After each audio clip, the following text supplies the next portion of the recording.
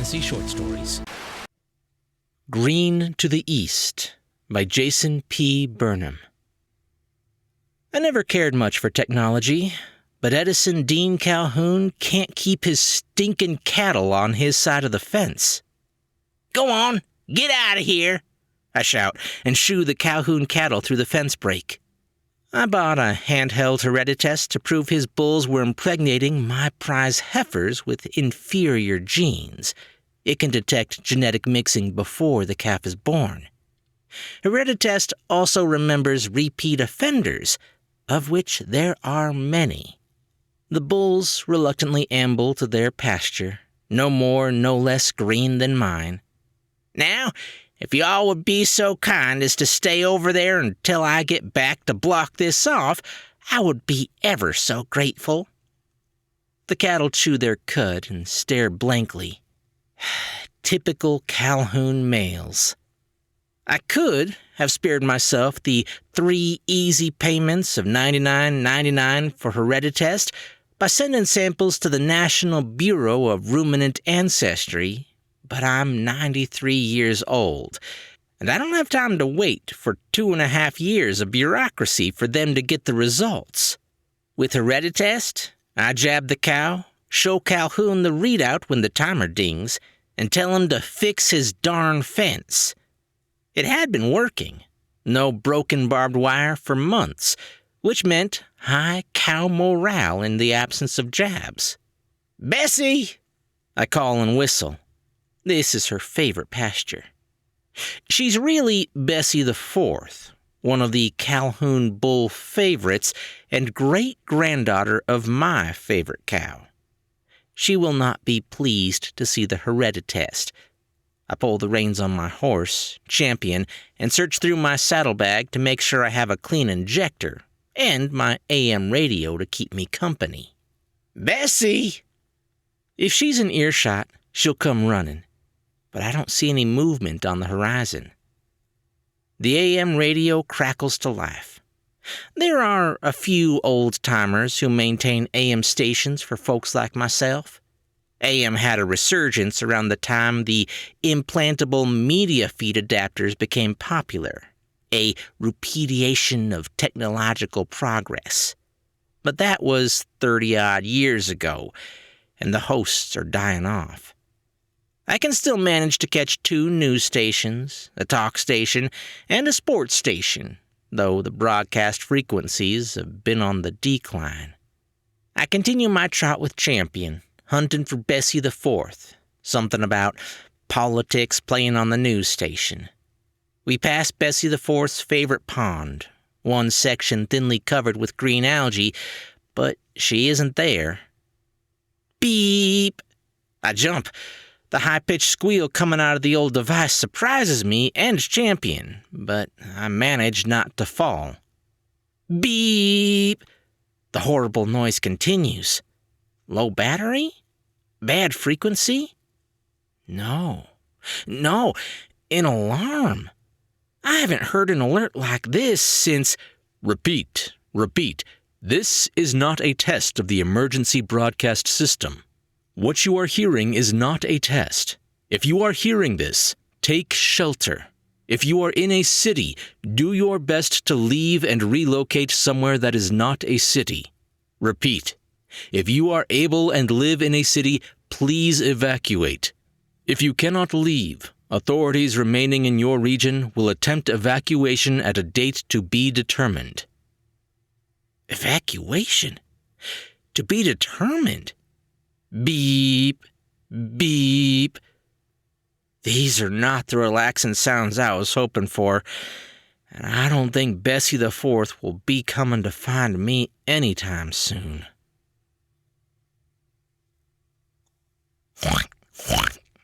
The pigs sense my fear from where I stand outside their enclosure. Champion snorts and snuffs from his stall in the barn, despite the extra treat I gave him for not bucking me when the radio alarmed. "Get out of the cities," they said. They never did say why, nor where exactly to go. Should I prepare for refugees? And if so, should I be locking down or brewing some tea and baking biscuits? I'll be purposeful in not giving any of that flaky, buttery goodness to Edison Dean Calhoun. I had flicked through the AM stations for information, but to no avail. The sports and talk stations were static. This is one disadvantage of not having an integrated entertainment module, not knowing what's going on. I considered briefly driving over to Calhoun's to ask, but I couldn't bear the idea of owing him anything. I'm not in the frame of mind to talk about the fence yet. I did my daily routines, cows, corn, a whole shebang. The sun is as ready to retire as I. The honk snorts in dream, and I head inside. This will be the first time I've locked my doors in years, maybe ever. I've had trouble sleeping since my estrogen levels went down after menopause. Doctor's words, not mine.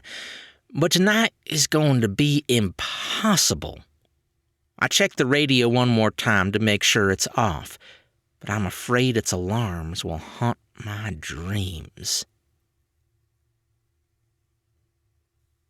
I wake as usual to sunlight streaming onto my face. I had eventually fallen asleep, dreaming of what kind of folks might be congregating outside from the cities. The closest city is maybe a town with a population of 200 if you count the tumbleweeds. An hour past that, there's Circleville with about 1,000. I peek out the window. Like every morning, the only other souls on the farm are the animals. It is a touch brighter than usual, though. Could be that giant fireball in the sky? I'm not much of a gasper, but I sharply suck in breath through clenched teeth. They are not the only things clenched, at least as far as 93-year-old sphincters can tighten. The sonic boom hits a few seconds later as I watch the object smash into the ground somewhere between an acre and 10 down the road. Drat. Not far enough away to be on Calhoun's property. If I believed in karma, I'd say something is out of balance. Bessie? I say to the picture of my favorite long-deceased cow on the wall. You watch the house. I gotta go check something out. I tap the picture and head to the truck. It's 20 years old and would have been taken away from me if one of the neighborhood kids, not a Calhoun, hadn't figured out how to hook up the fuel efficiency modulators and slap on a coat of solar panel paint. I don't like the cerulean colors of the paint, but the exhaust is much more tolerable on my old lungs. And it still has enough torque to get out of the mud when farm machinery weighs me down. The fireball isn't hard to track. Blue-black smoke billows from where it landed. I wonder how much corn I've lost. As the smoke shifts from my front window to the passenger side, the long stretch of crash landing etches a scar across a field that was nearly ready to harvest. That's gonna cost me. Fortunate not to hit any animals. That's a blessing.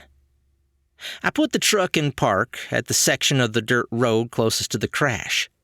The air is hot and full of particulates, and I wish I had a bandana to breathe through. I don't know what I thought the fireball would look like on the ground, but I certainly didn't think it would look like a spacecraft. Without thinking about the implications of a spacecraft in my cornfield, I walked toward it. I would have guessed a crashed spaceship would have been a lot more exploded than this, rather hot and smoky but otherwise intact vessel. It's curvy, no sharp points like the military aircraft in movies. Dark gray metal, flashing blue lights, another surprise for something that just crashed, and what looks to be a malfunctioning ramp. If I had been asked whether I would fear an alien landed in my corn, I would have said yes. But now, amongst this singed maze, I don't have to answer that question. Why? Because the thing crawling out from under the half-open ramp has its helmet off and is a white man. Not particularly handsome, not particularly unhandsome. Average height, no glasses, clean-shaven, brown eyes, brown hair, bloody streak across his brow. He doesn't see me because he's so focused on his ship. Why have I never seen an aircraft like this before? How did it crash here? Snap! The twig under my feet alerts him to my advance, and his head jerks in my direction. He reaches for something from the waist of his suit when in the distance there's another boom. The two of us look up and see aircraft that meet my cinematic expectations for military vehicles. Something about their flight path tells me they're looking for this thing that has crashed. Something else tells me that this is a hunt, not a rescue. When I look down, the man from the crashed ship is running away from the craft overhead and right toward me with a frightfully determined expression. Fortunately, he's 100 yards away, and I'm only 10 feet from the truck. I hit toward the truck. Vroom! I always leave my keys in the ignition, seeing as nobody's around to steal it. I've made a U-turn and am kicking up dust as the man vaults the nearest fence. My foot hesitates on the gas, because after all, maybe he wants a ride. But when I see his expression in my rearview mirror, I can tell his intentions are heavily commandeer truck leaning rather than hitch a ride leaning. I speed further away, the road tossing me around as I hit a completely obscene 45 miles an hour on the dirt. The military craft boom outside my open window, and the pilot of the downed craft hides among the trees beside the road, then suddenly sprints towards the cornfield. Unfortunately for him, his craft knocked down so many stalks, he's uncovered when the 3 fighter planes release a barrage of missiles, detonating his craft, my corn, and the area in which he was running. As the shockwave and fire wash over my truck and send it spinning, I wonder if I'll have enough feed for the pigs this year. I awaken to more aircraft flyovers. The truck has apparently flipped so many times that I landed right side up. The driver's side door is smashed in and I can't open it. But there aren't too many glass shards in the front windshield, and I crawl out, overalls protecting me from the few remaining pieces. I'm 2 miles from the house, which wouldn't be too bad to walk, but there's a tractor not far off if they haven't blown that into a pile of ash too. The tractor is still standing, green as the untouched cornstalks nearby. At least this field is okay. The keys are in the ignition, and I head toward the house, aircraft overhead disturbing my country time peace and quiet. I hope to get back to the house before someone from the military gets there. Shoot, I'll be stuck when I get there. My truck was my only non-farm equipment vehicle, and it's not driving anywhere, maybe ever again. I glance back at the smoldering field and see only soot. The rounded craft is gone, and there isn't any movement to suggest the pilot escaped. Why'd they blow up that poor man and his ship? I should be leaving, but how far will I make it in this tractor before a military vehicle catches up? As I pass the last row of hedges, a truck in front of the house comes into view. I don't like this, Bessie, I say to my favorite deceased cow. Calhoun. I consider trying to outrun him in the tractor, but the brake lights are on, so I know he's inside, motor running. I wonder how long he's been waiting. He's gonna hear about the fence. I sigh and pull the tractor up beside him before killing it. His windows are down. What do you want, Edison? Little busy here. His fingers tap nervously on the steering wheel, eyes darting at anything but me. I've never seen him like this before, and it's weird. He's usually a pain in the butt, but a predictable pain in the butt. Are you feeling okay? You didn't get compromised, did you? He asks. I raise an eyebrow. That your way of asking if one of your bulls made it through that fence break I found? He raises an eyebrow in kind and shakily steps out of his truck and to the hood of the vehicle. He doesn't get closer. What's gotten into you, Edison Calhoun? He turns to face the shed door, and as I'm about to say something, images flash onto the white paint. This your integrated module thing? I ask, recognizing it from the kids down at the feed store waiting on their parents, watching it against barn walls. He shushes me. Watch. Now, neighbor, I don't take too kindly to you. Watch. Edison Dean Calhoun and I have had our fair share of arguments. We've yelled, screamed, even thrown stuff at each other one time. Never have I heard this tone of voice. Images flash across the wall. Thousands of ships like my cornfield ship, in formation, zooming towards the Pentagon, obliterating sharp-angled military craft. One lands on the White House lawn and launches a blue light into 1600 Pennsylvania Avenue moments before it erupts into a blazing fire. When the fireball hits the lone ship, a net-like protective sphere appears around it and prevents it from being incinerated. From somewhere near Edison, a strange-sounding voice speaks, in English. We are here to destroy you. The feed cuts. Is that what crashed in your field?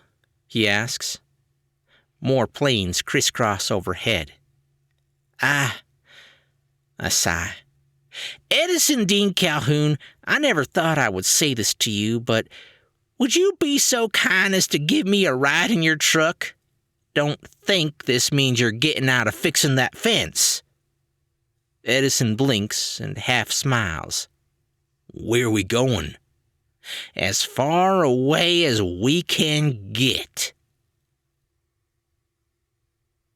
Integrated entertainment modules are not as corporeally integrated as I had once feared. News feeds project from Calhoun's onto the passenger side sun visor. The feeds show the rounded gray ship bulbs decimating strategic targets across the U.S.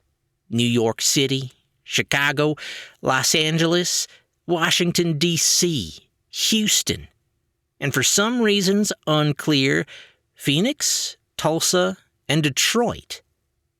Eliminating any thoughts that this is an attack on the U.S. are scenes showing destroyed sites in Russia, China, North Korea, Saudi Arabia, and Palestine.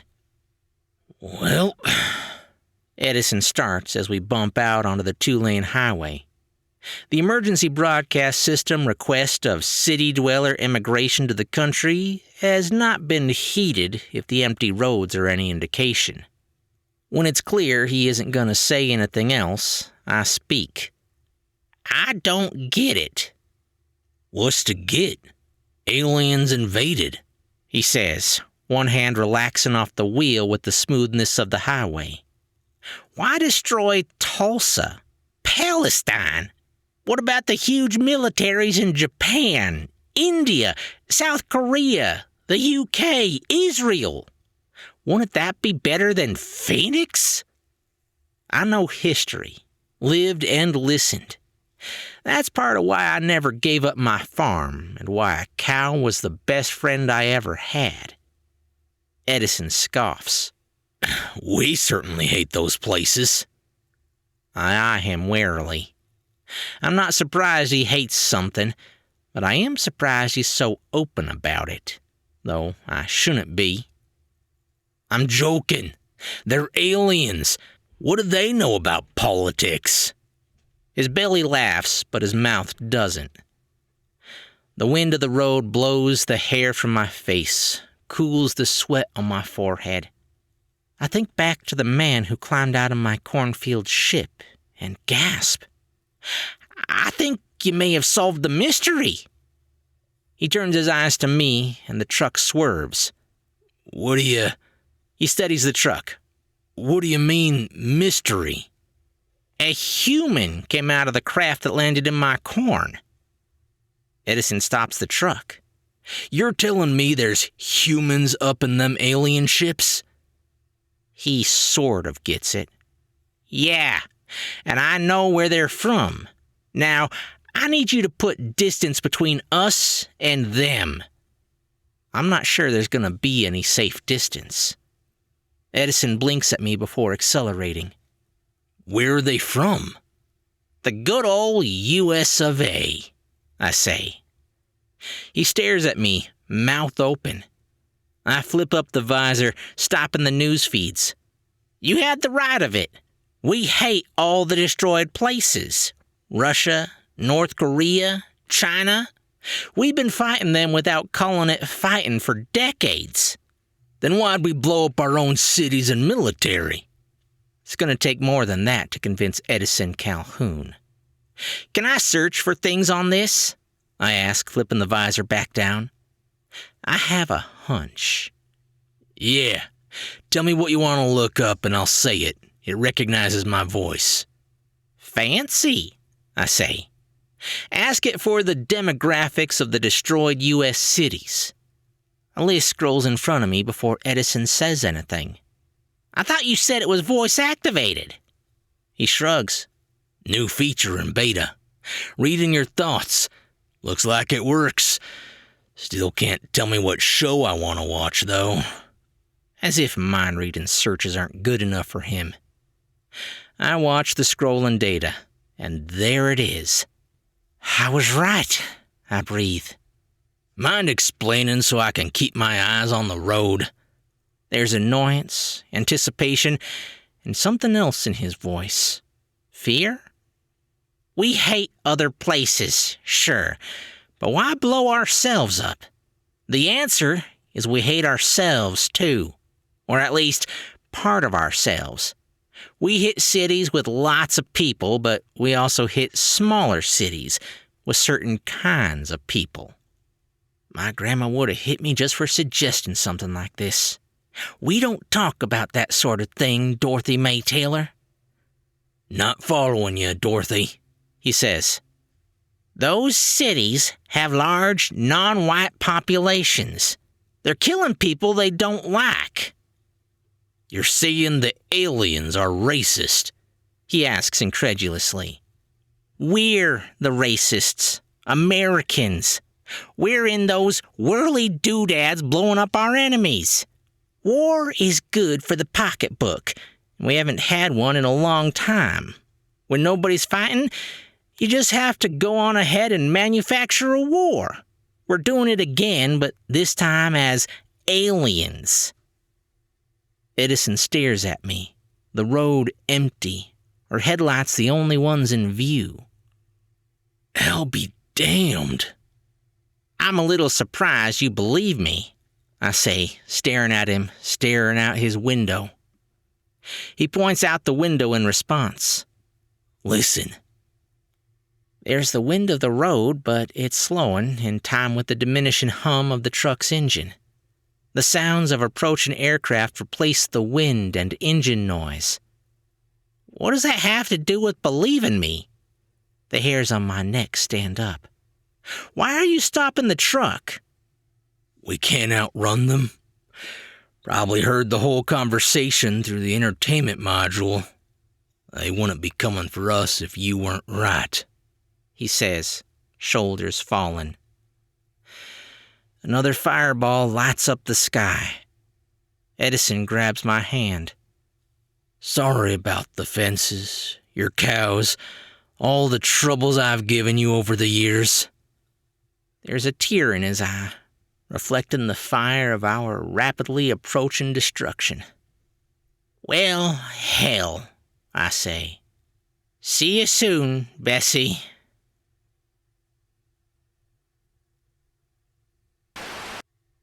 Jason P. Burnham loves to spend time with his wife, kids, and dog. His work has appeared in Mixtape 1986, nature, futures, and strange horizons, among others. You can find him on Twitter @andgallon. Link in the description. Hey guys, I hope you enjoyed that story.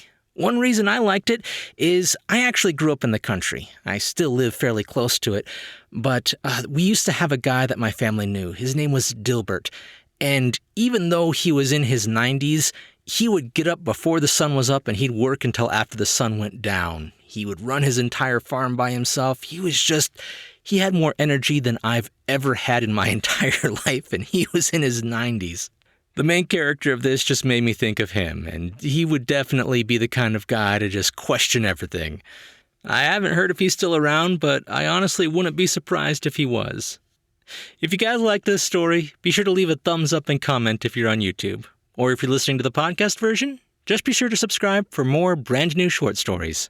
I'm Chris Herron, and that's it for today's Tall Tale TV.